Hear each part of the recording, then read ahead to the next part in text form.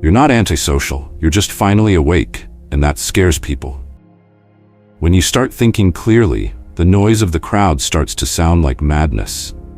Most people aren't uncomfortable with your silence, they're uncomfortable with what it reveals about themselves. In a world addicted to small talk, groupthink, and meaningless validation, choosing solitude over superficiality makes you a threat. The moment you say no to empty gatherings, pointless status games, and fake intimacy, the crowd calls you cold, distant, or antisocial. But here's the truth. Maybe you're not broken.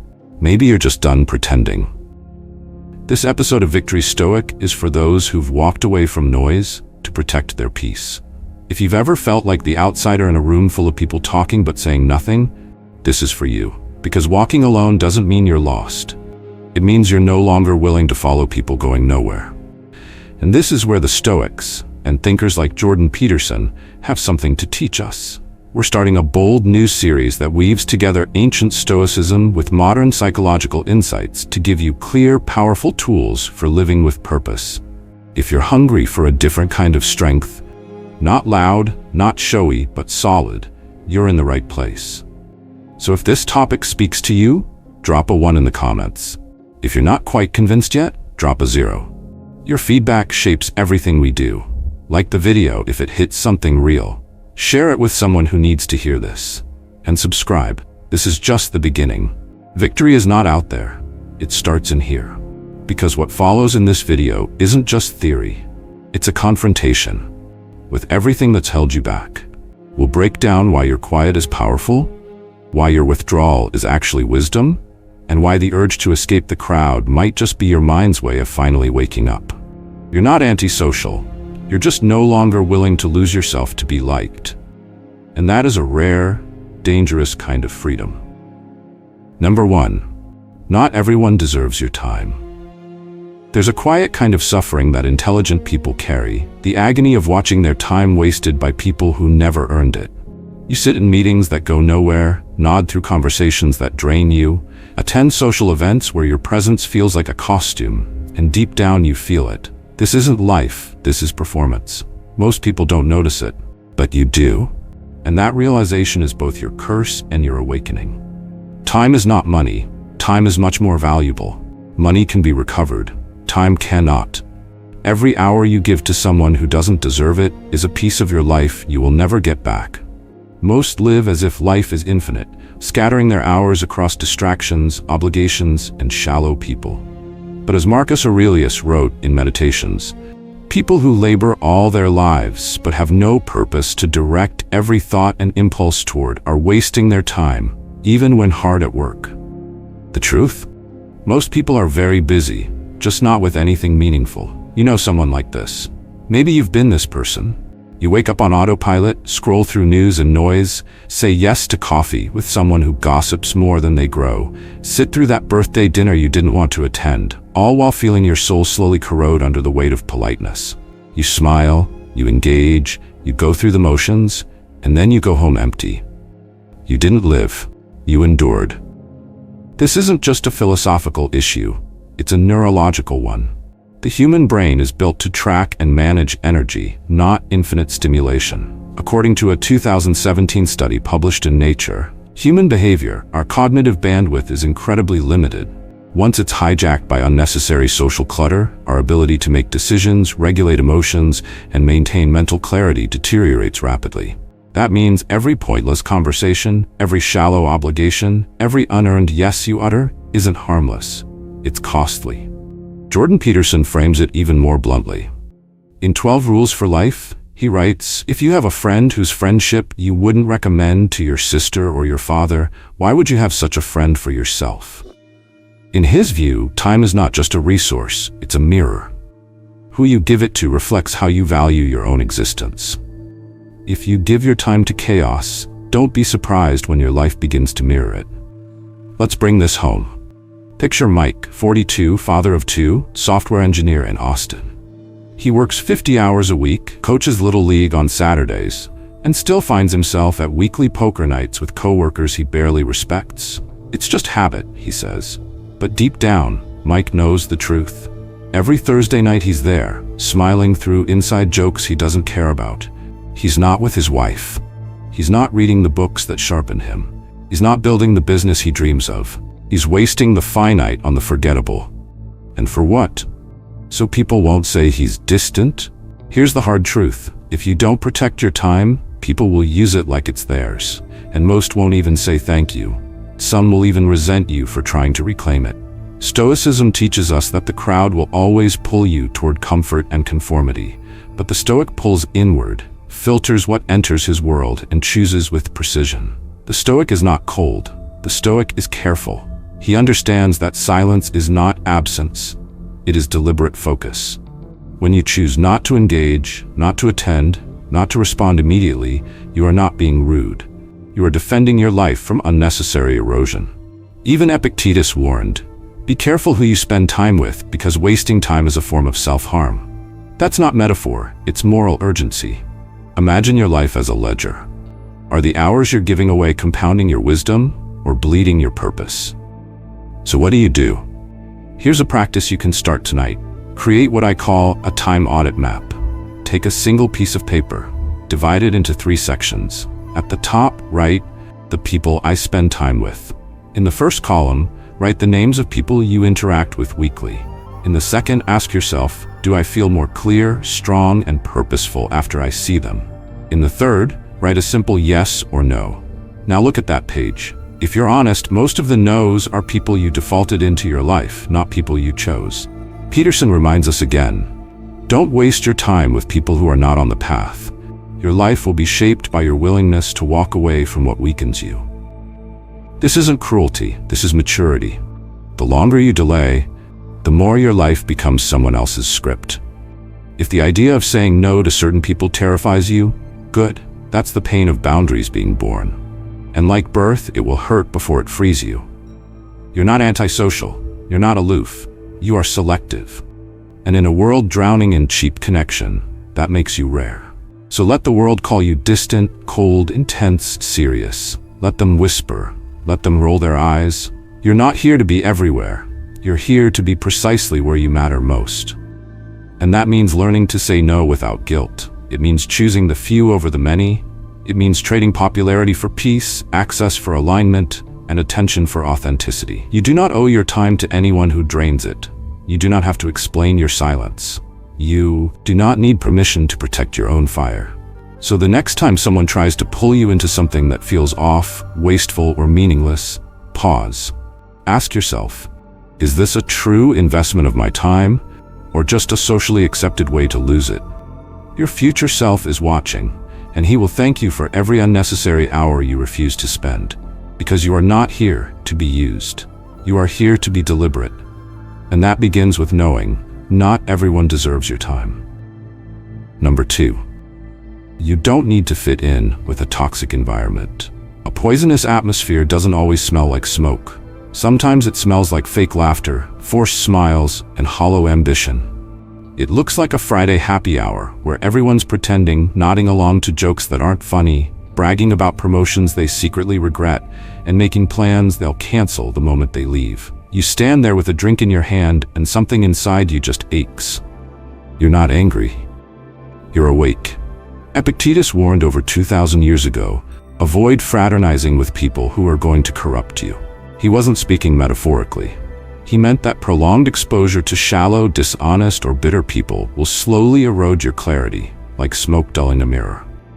In toxic environments, it's not that people shout lies, it's that truth dies in silence. You begin to censor your instincts, second-guess your values, laugh at things you don't believe in. Slowly, you become a version of yourself you don't recognize. Imagine a man named Travis, 39, middle manager at a financial firm in Chicago. Smart, grounded, thoughtful. But every day he walks into a culture that worships overwork, idolizes competition, and rewards passive aggression disguised as toughness. At first, he tries to fit in. He jokes like them, works like them, even drinks like them. 2 years later, he's burned out, cynical, emotionally numb, and worse, he thinks that's normal. He hasn't changed jobs, the job changed him. Toxic environments are subtle tyrants. They don't need to attack your body. They infect your standards. They normalize behavior you once found disgusting. They reward empty energy and punish authenticity.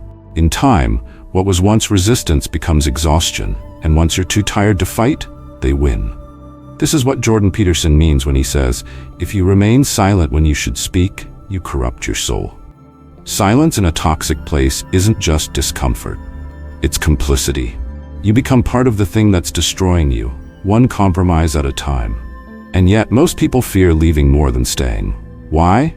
Because the crowd has convinced them that to walk alone is to be broken. But look closer. The ones who stay? Most of them are already broken. They've confused loyalty with surrender.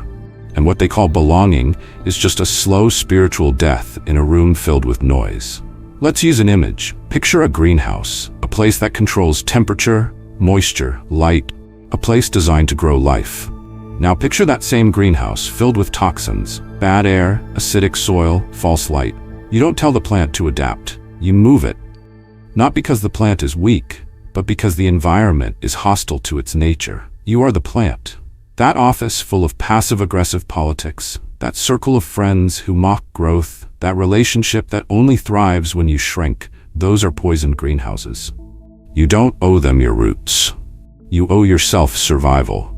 Stoicism doesn't say avoid all people. It says be fiercely selective. Marcus Aurelius wrote, "The things you think about determine the quality of your mind. Your soul takes on the color of your thoughts. And your thoughts are shaped by the people you let too close." And here's the kicker. You don't need to explain your withdrawal. Most toxic groups will call you arrogant, too serious, or not fun anymore the moment you detach. That's not a sign you're wrong. That's a sign their influence was working and now it's threatened. Walking away is not ego, it's self-preservation. Peterson expands on this in a way that hits deep. You should surround yourself with people who want the best for you. Not people who tolerate you. Not people who pull you down because they fear your growth. The best.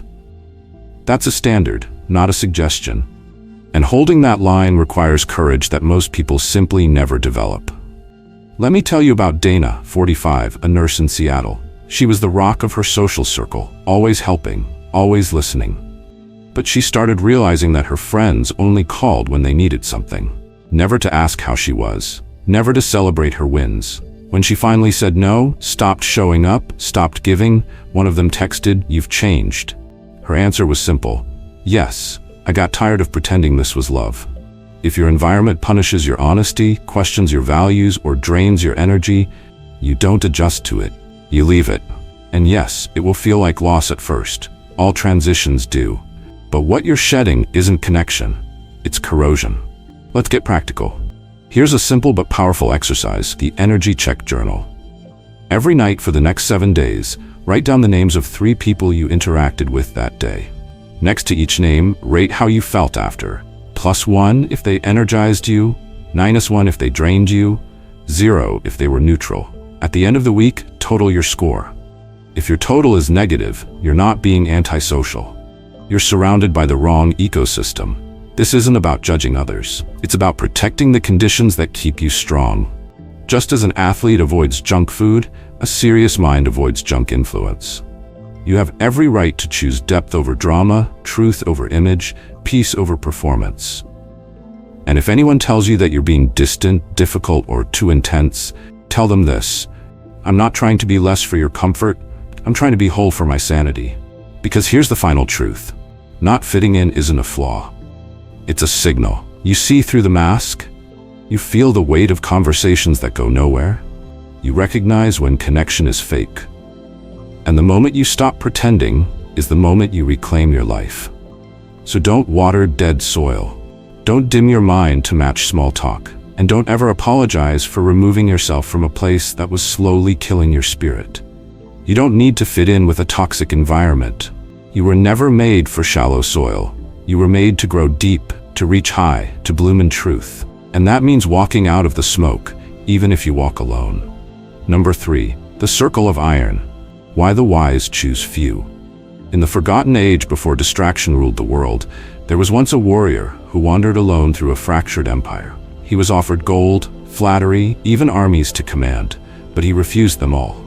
Not because he hated people, but because he knew something others didn't. The wrong allies can kill you faster than any enemy. And so he forged a circle of iron. A handful of souls who sharpened him, protected his clarity, and held him to standards higher than comfort. This wasn't a myth. This is how the intelligent have always survived, by walking away from the many and choosing the few. Today, that warrior might be called arrogant, aloof, or antisocial. But the truth behind that legend still burns. If your inner circle is weak, chaotic, or draining, it doesn't matter how strong your intentions are, you will fall. Seneca said it plain: associate with people who are likely to improve you, not those who flatter you, not those who tolerate you. Improve you. That is the measure, that is the weight, and anything less is a liability. Let's step into the present. Meet Charles, 47, an electrician in North Carolina. He's good at what he does, dependable and loyal to a fault. His weekends used to be swallowed by barbecues, football nights, and constant calls from the guys. But none of these people cared about growth. They laughed when he stopped drinking, mocked him when he talked about therapy, and vanished when he launched his small business. One night, after fixing someone's busted AC for free, Charles sat in his truck for 20 minutes, alone, tired, and finally honest. He realized he was surrounded, but he wasn't supported. That was the night he started saying no. It's a brutal truth, but here it is. Most people don't have friends.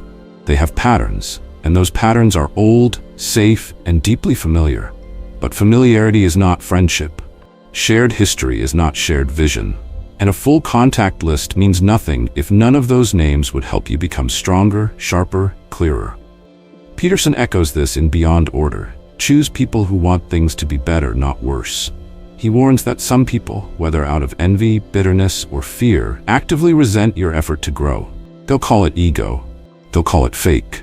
But what they really mean is, your effort makes my excuses harder to live with. And so they'll drag you back down, subtly, joking consistently, until you stop trying. That's why the wise shrink their circles, not because they hate company, but because they value alignment more than attention. A true inner circle isn't loud, it's tight and tested. It's the one that holds you accountable when you slip, celebrates when no one else sees, and pushes you forward when you hesitate. It's built slowly, chosen with intention, and defended like treasure.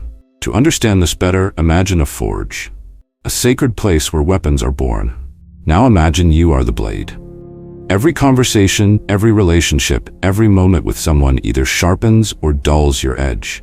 Most people, they hang with sandpaper. But you're here to be a sword. And a sword cannot afford dull company. The Stoics understood this with ferocious clarity. For them, community was not about comfort. It was about virtue. Epictetus advised, the key is to keep company only with people who uplift you, whose presence calls forth your best. Anything less was considered moral contamination. And in our age of infinite connection and spiritual exhaustion, that principle is more vital than ever. Let's ground this in action. Here's something simple you can do. The fire test. Think of the 5 people you interact with most. Then ask yourself this: if my life caught fire, mentally, emotionally, spiritually, would this person help me rebuild or hand me a drink and tell me to forget? If the answer is anything less than clarity, they're not circle of iron. They're background noise. The fire test doesn't mean you cut everyone out. It means you get honest about weight and direction. Who pushes you toward your higher nature? Who gently makes you worse? Who leaves you neutral, which, over time, is the same as decline? Let's go back to mythology for a moment. In every true tale of transformation, from Achilles to Arthur, there is always a mentor, a brother in arms, or a spiritual anchor. Odysseus had Athena. Marcus Aurelius had Rusticus. Even Batman had Alfred.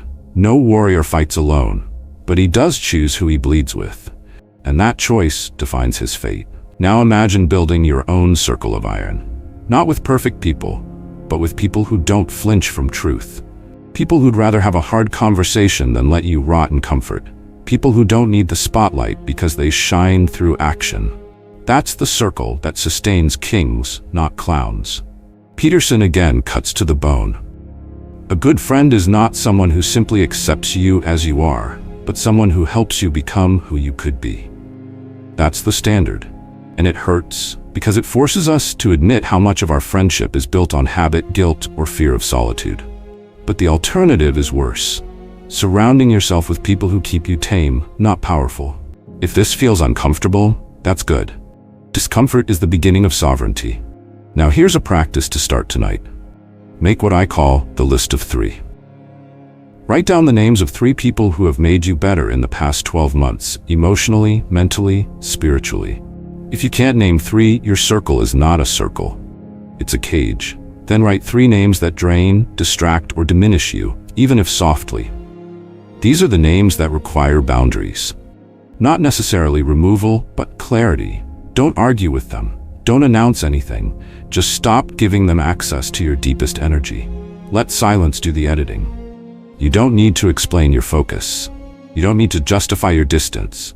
And you don't need 10 companions to walk the path. You need 1 or 2 who walk it with honor.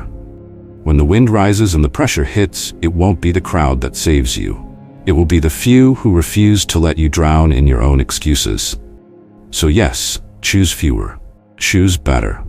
And never forget, a kingdom is not protected by how many soldiers stand at the gate, but by the loyalty and strength of the few who guard your heart from within. The circle of iron is not a fantasy, it's a necessity. And the intelligent don't wait to build it. They start today. Quietly, relentlessly, unapologetically. And if you're still listening, drop a 1 in the comments, because you already know this path is not for the many. It's for the few who are ready. Number 4. Focusing on yourself is not selfish. It's strategic. There's a strange accusation that trails anyone who dares to withdraw from the noise and redirect their attention inward. You're selfish. Society spits this label like poison, weaponizing it to shame anyone who chooses introspection over performance, solitude over superficial presence, or clarity over compliance. But here's the truth. Real self-focus isn't narcissism, it's discipline. And in a world obsessed with validation, it's also rebellion. Modern life worships the outward. Look busy, be visible, appear engaged, post your progress, show you care, even if you're crumbling inside. And if you dare step back, if you stop attending every event, ghost the group chat, skip the party, cancel that meeting to be alone with your thoughts, the world doesn't ask why. It just assumes what's wrong with you. But the Stoics knew better. Marcus Aurelius, emperor of Rome, commander of armies, and one of history's most powerful men, wrote this in his private journal. People look for retreats for themselves, the country, the sea, the mountains. But nowhere can you find a more peaceful retreat than in your own soul. He wasn't running from duty. He was running maintenance on his own mind. Because power without inner order is chaos. And connection without inner clarity is codependency. Science now confirms what the Stoics intuited. In a landmark 2010 study published in Science, researchers found that the average person would rather receive electric shocks than spend 15 minutes alone with their thoughts. That's how deeply we've been trained to fear solitude. We fear ourselves because we've never taken time to know who we actually are. And yet, without this knowledge, every relationship becomes projection. You don't talk, you perform. You don't love, you attach. You don't listen, you anticipate. The result is disconnection dressed up as connection, noise pretending to be intimacy. This is why intelligent people focus on themselves first, not out of ego, but out of respect. For the people they want to show up for later. Because if you don't understand your values, your wounds, your needs, your shadows, then every interaction becomes a mask. And masks, no matter how pretty, always crack under pressure. Let me tell you about Gina, 41, a public school principal in Arizona. She spent years leading with compassion, but carried unprocessed grief from her past. She poured into her teachers, her students, even her family, until she began to break. Panic attacks, exhaustion, a strange resentment she couldn't explain. She finally took 6 weeks off, started therapy, turned off her phone. During that time, she realized something painful. She had been managing others to avoid managing herself. Her selflessness was a shield, but no shield can hold forever. Jordan Peterson captures this paradox well. In 12 Rules for Life, he writes, "Treat yourself like someone you are responsible for helping." That's not indulgence. That's structure. Most people wait for burnout, breakdown, or betrayal before they recalibrate. But why should the house have to burn before you decide to fix the wiring? When you focus on yourself, when you say no, when you take space, when you pursue your growth, You're not abandoning the world. You're preparing to engage with it from strength, not survival. Because the people who give the most often destroy themselves trying to give everything. But you cannot pour from an empty cup. And here's what society won't tell you. Self-focus is harder than people-pleasing. It's not easier to sit with your demons than to distract yourself with someone else's drama. It's not easier to face your shame than to hide in service. Real self-focus is not spa days in silence. It's brutal honesty. It's journaling until your hand cramps. It's calling yourself out before life does. It's asking every damn morning, what do I truly need to work on today? And then doing it, even when no one sees it. There's a biological reason why this matters. Neuroscience shows that self-awareness activates the brain's prefrontal cortex, the seat of executive function, decision-making, emotional regulation, impulse control. When you don't practice self-reflection, you literally dull the part of your brain responsible for mature action. And the less you reflect, the more reactive you become. You stop responding, you start surviving. This is why the Stoics preached inner empire over outer approval. Epictetus said, "If you wish to be good, begin by believing that you are bad." Not in a self-loathing way, but in the sense that you cannot improve what you refuse to inspect. Ignorance of the self is not innocence, it's negligence. And it spills into every corner of your life. Here's an image to hold on to. Picture a lighthouse, silent, steady, powerful. Its job is not to chase ships, shout for attention, or validate passing boats. Its job is to stand firm, emit light, and let others find direction in its stability. You are that lighthouse, but only if you build your structure before the storm comes. Now, a simple tip, try this. The 1 hour return. 1 hour a week. No phone, no laptop, no podcasts, just a notebook and a chair. Ask yourself 3 questions. 1, what am I avoiding? 2, what am I craving? 3, what am I pretending not to know? Answer them, honestly. Then close the book. That's it. No performance, no publishing, just practice. Build that muscle. Because reflection is not a luxury, it's your anchor in a storm-ridden world. Peterson's voice echoes here again. The purpose of life is finding the largest burden you can bear and bearing it. But here's the twist. You can't carry anything if your spine is broken. You can't help anyone if your identity is missing.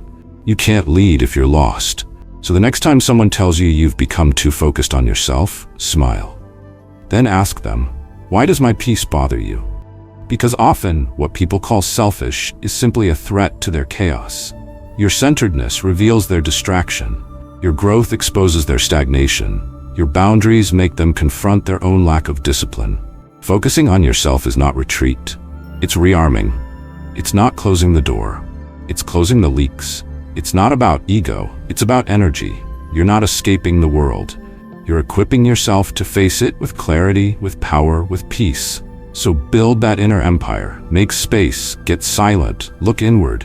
And don't you dare apologize for it, because nothing you build out there will last unless you build something solid in here first. Number 5, you don't seek attention because you know value isn't found there. There was once a man who walked through the city with his head high and his mouth shut. He did not boast of his discipline, though he rose at dawn. He did not parade his wisdom, though he read what others ignored. He did not chase crowds, though he could lead them. And when asked why he lived so quietly, he simply said, because noise fades, but principle endures. That man was not a myth. He was every person who chooses to be real over visible, strong over praised, steady over loud. In today's age of compulsive exposure, where every achievement is packaged, posted, and liked within seconds, choosing silence is almost suspicious. People ask, why so quiet? Or you don't post much, as if presence online equals presence in life. But those who truly understand value know this. What's valuable doesn't need to shout. Attention is not validation. It's just light without heat, visibility without depth. The crowd may cheer for you today and forget your name tomorrow. One wrong opinion, one moment of human failure, and the same voices applauding you will turn into knives. Stoicism saw this clearly. Seneca wrote, "It is not the man who has too little, but the man who craves more, who is poor." That craving for public approval? It's a poverty of the self. Let's talk about Malik, 38, a software designer in San Francisco. He built an app that quietly helps nonprofits track donations. It doesn't trend, it doesn't go viral, it doesn't even carry his name. but it's used by hundreds of small organizations across the US. One day a colleague asked, "Why aren't you marketing this more? You could be huge." Malik just smiled. "I didn't build it to be seen. I built it to be used." That's Stoicism in code. This mindset may seem cold in a world that rewards performance, but it's not cold. It's centered. It's what Marcus Aurelius meant when he wrote, "Ambition means tying your well-being to what other people say or do. Sanity means tying it to your own actions." In other words, do the work. Do it well, and walk away. Jordan Peterson puts it in different terms, but the principle is the same. He warns against building identity on applause. Don't let your self-worth be defined by the opinions of people who don't care about you, he says. To seek constant attention is to hand your value to the most unreliable forces, others' moods, trends, biases, and ignorance. Here's the brutal irony. The more you chase attention, the less people respect you. Why? Because desperation is visible. When you post every day for likes, when you speak just to be heard, when you move just to be noticed, people sense it. And what they sense, they judge. In trying to be seen, you lose your shape. In chasing applause, you become a puppet. But the Stoic knows another way. They build quietly, they improve relentlessly, they act without cameras, without witnesses, without applause. Because they know the only real scoreboard is inside, not in the comment section. Let's go to metaphor. Imagine a tree. There are two kinds. The first grows fast and wide, blooms bright, and draws crowds every spring, but its roots are shallow. When the storm comes, it crashes. The second grows slowly, no spectacle, no flowers, but deep roots. It weathers every storm. That second tree? That's you, when you choose substance over show. So how do you live this way practically? Start with this, the invisible action rule. Once a day, do something good, something real that no one sees. Help someone without posting about it. Work on a skill without sharing progress. Make a hard choice that no one will ever thank you for. Then sit with that silence. That is power. That is self-definition. The Stoic lives not for the crowd, but for the code. Epictetus said, "Don't explain your philosophy, embody it." If you must shout your values, you probably don't live them. Let your actions speak. Not because they're noticed, but because they're necessary. And here's what you'll notice. When you stop chasing attention, your movements become cleaner. You stop second-guessing. You stop comparing. You stop editing yourself to fit a fickle audience. Instead, you move with clarity because you're no longer performing. You're operating. Peterson again, compare yourself to who you were yesterday, not to who someone else is today. That's a revolution in itself. Because it takes your focus off the scoreboard and puts it back on the craft. And mastery of the mind, the body, the spirit is always silent at first. You don't need to be loud to be heard. You don't need to be seen to have impact. The most dangerous people in the room are usually the quiet ones. The ones who don't talk until it's necessary. The ones who don't need to prove because they've already prepared. So yes, don't chase attention. Chase alignment. Chase growth. Chase the standard that whispers to you at night when no one's watching. Chase the version of you that would impress no one but your future self. Let others perform. Let them polish their highlight reels. You're building something that lasts. And when it's done, it won't need an introduction. The results will speak, even if you don't. Number 6, you're hard to influence. Because your principles are unshakable. In a world that bends with every breeze of opinion, the one who stands still is seen as strange or dangerous. But that stillness, that's not stubbornness. It's not arrogance. It's a man with a compass, and he doesn't need your map.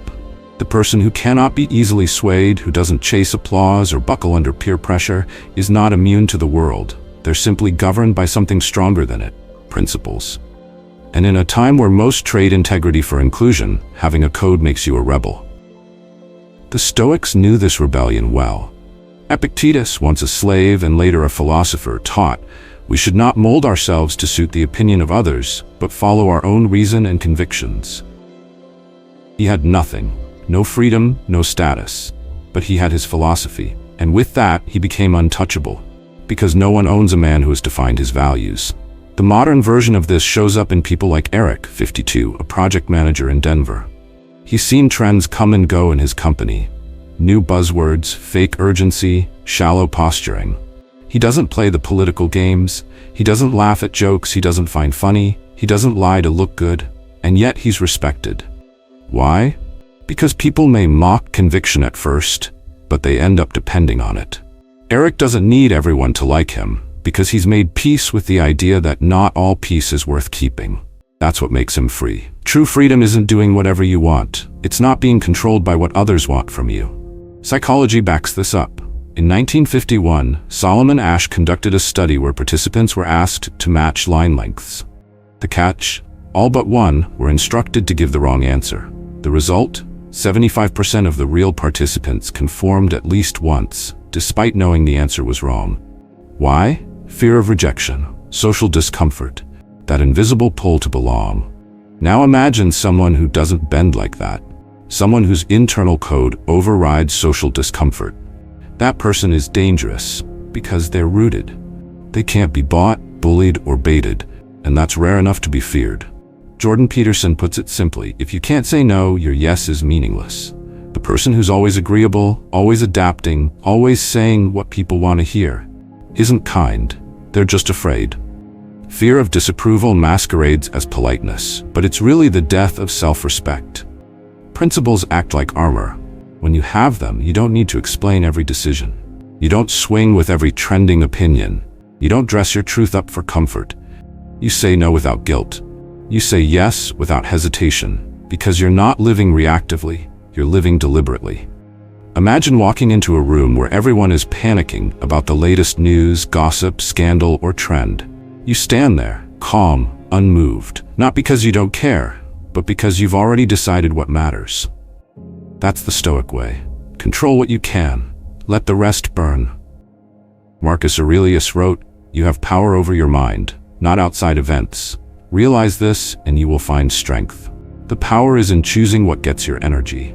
Not every problem deserves your anxiety. Not every voice deserves a reply. Not every invitation deserves a yes. Here's a visual.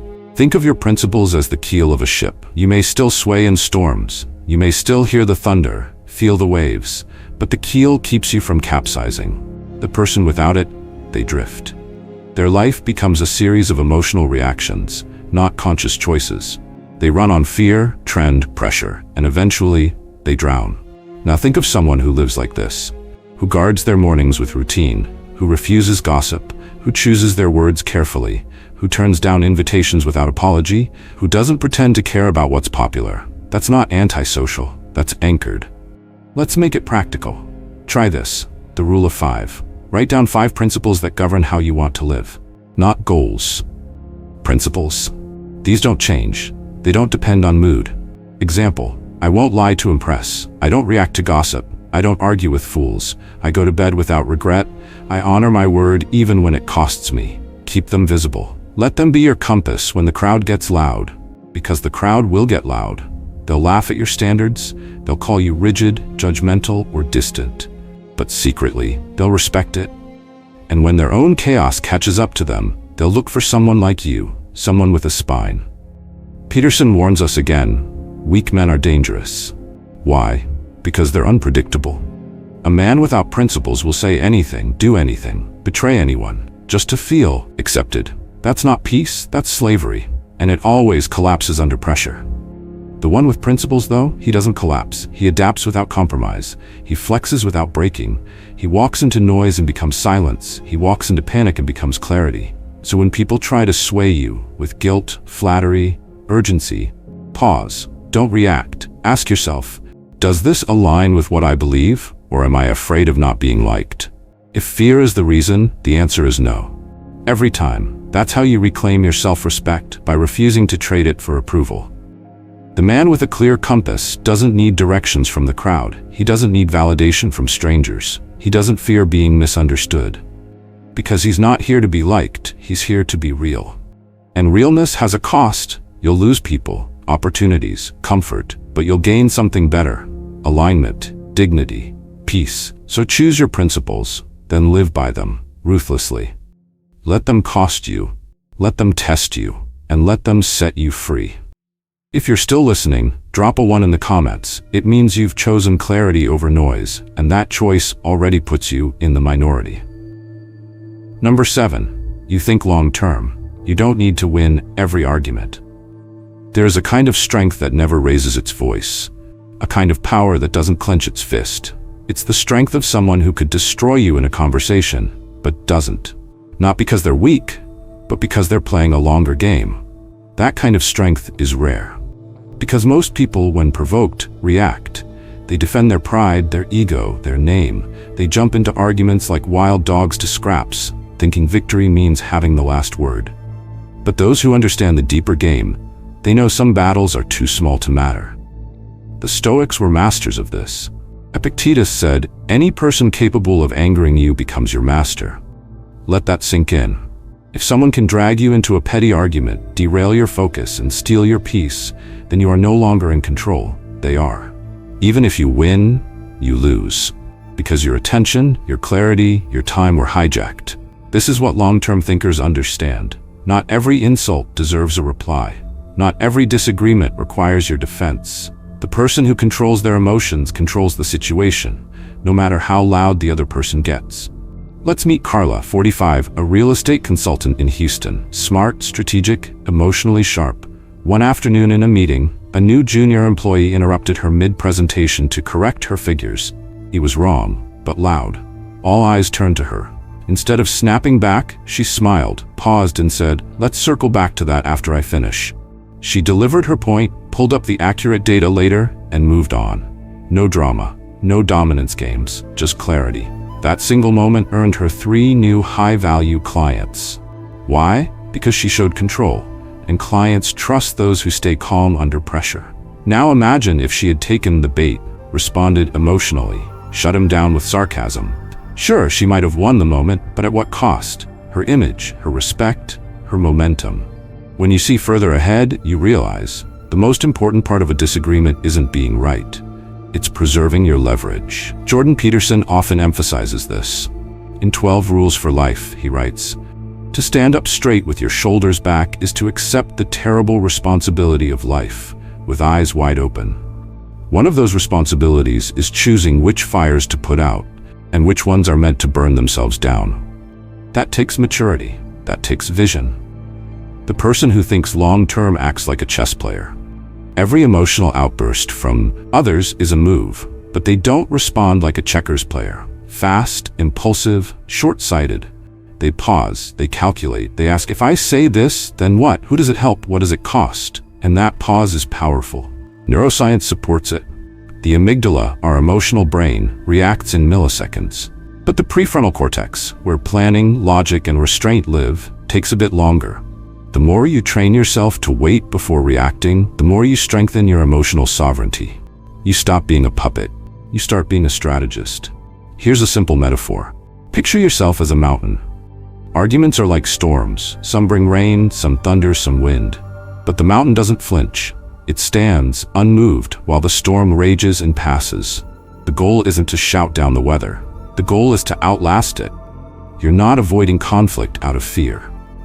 You're avoiding stupid battles because your time is war. And war is not won with emotions. It's won with positioning.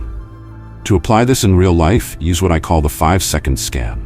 When tension rises, someone provokes, insults, challenges, pause for 5 seconds and ask, 1. Does this affect my future? 2. Is this a person I respect? 3. Will responding help me move forward? If the answer to any of those is no, stay silent or step away. That's not weakness. That's discipline. Marcus Aurelius captured this long before psychology did. He wrote, "You always own the option of having no opinion." That's not apathy. That's focus. That's choosing clarity over clutter. Not reacting is a decision, and often it's the most powerful one you can make.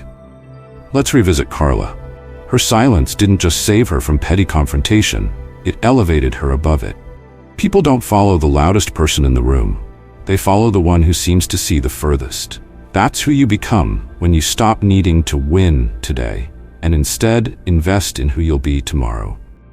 Peterson again, you must determine where you're going in your life because you cannot get there unless you move in that direction. That direction is forward, not sideways into gossip, not downward into arguments, not backward into defensiveness. Forward. You don't need to crush your opponent, you need to stay aligned with your mission. If your focus is shaken every time someone pushes your buttons, then they're running your life, and your mission is already lost. The world loves conflict. It loves outrage, sarcasm, the clapback. But you're different. You're not here to win applause. You're here to build something permanent.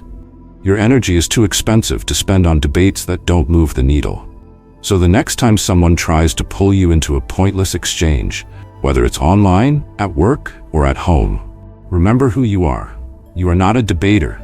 You are not a performer. You are a strategist, a mountain, a long-game thinker. And in the long game, most noise doesn't matter. Most victories are illusions. Most arguments are ego traps. Let others play small games. You're walking straight past the noise, eyes forward, breath steady, unbothered. Because you don't need to win every argument. You're too busy winning your life. Number 8, you see through the illusion. Because the modern world is built on performance, not truth. Every age has its dominant illusion.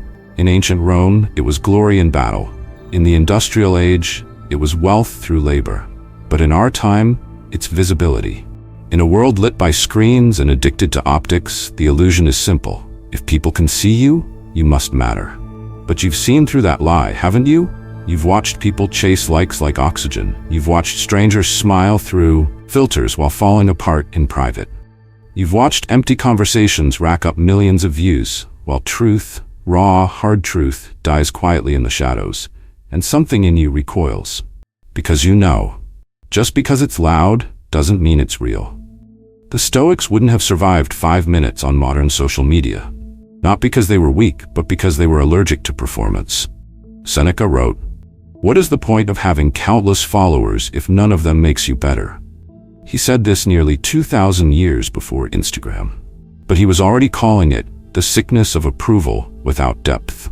Let's talk about Kevin, 43, a creative director in Portland. On paper, he had it all.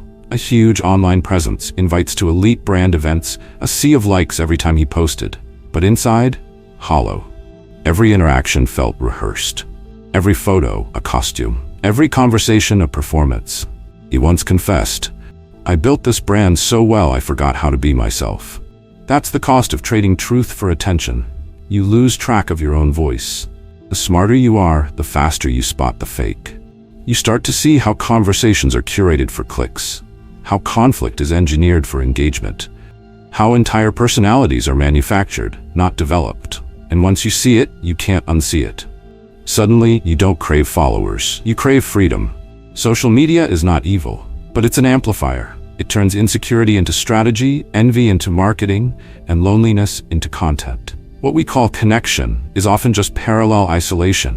Millions scrolling alone in rooms lit by cold light, posting to prove they still exist. Psychologists call this performative belonging. We mimic what's trending to feel accepted. But acceptance built on imitation isn't real. It's emotional debt, and eventually you crash.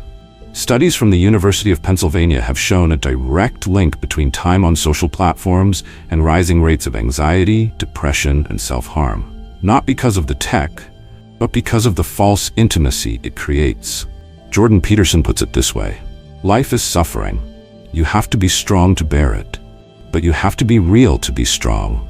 And nothing robs your strength faster than pretending. When your life becomes a script, when your words are edited for applause and your choices shaped by trend, you've already started erasing yourself. And here's the quiet tragedy. The more connected the world gets, the lonelier people become. Because real connection requires truth, and truth is messy, unfiltered, unoptimized. It requires courage, and courage doesn't go viral. But you've chosen differently. You'd rather have one honest conversation than 1,000 empty hearts clapping. You'd rather sit in a quiet room with someone real than be the center of a staged crowd. You've traded visibility for integrity. And yes, that can feel lonely. But it's the kind of loneliness that makes you strong. There's an image that captures this. Imagine a lighthouse again, standing alone on a cliff. No neighbors, no applause, no fanfare. But it's the only thing keeping ships from crashing in the dark. It doesn't move. It doesn't shout. It doesn't chase. It just stands and shines. That's you, when you stay real in a world that rewards illusion. How do you keep that strength? One practice, the offline hour. 1 hour a day, no screens. just a notebook or a walk or silence. Ask, what do I really think today? What am I pretending not to feel? What truth did I censor to keep the peace? Do this daily. That hour will become your anchor. In a world designed to scatter your attention, it's the hour that keeps you whole. And when the pressure to perform hits, when you feel tempted to post something just to prove you're relevant or jump into a trend to feel less alone, remember this from Marcus Aurelius: it is not necessary to show others what is happening within. Let it be enough to live your truth in action. The Stoic doesn't need applause. The Stoic needs alignment. Peterson again, sharp as ever: you can't fix the world if you can't face the truth about yourself. And that truth? It's quiet. It won't go viral. It won't win hashtags, but it will set you free. It will give you back your spine, your voice, your clarity. You don't mistake noise for meaning. You don't confuse attention with value. And you don't need the crowd to echo your worth. Because you already know what's real rarely trends, and what trends rarely lasts. You see the game, and you refuse to play. Not because you can't, but because you remember who you are without the performance. And that memory, that's where your power lives. Conclusion: you were never meant to fit in. You were meant to wake up. Maybe you've felt it. That quiet discomfort at a dinner table full of small talk. That sting of being called too serious, too intense, too distant. Simply because you didn't fake a laugh or nod along to something shallow. Maybe you've caught yourself staring at your phone, scrolling through a sea of edited lives, wondering why none of it feels quite real. And maybe, just maybe, you've begun to suspect what others are still too distracted to notice. You're not broken. You're just awake. You see what they don't. The performative friendship, the status games dressed up as networking, the applause for mediocrity, the spiritual rot behind curated perfection. And instead of playing along, you've started to pull away. Not because you hate the world, but because you refuse to lie to yourself just to belong to it. Let them call it antisocial. Let them label it strange. The truth? You're building something deeper.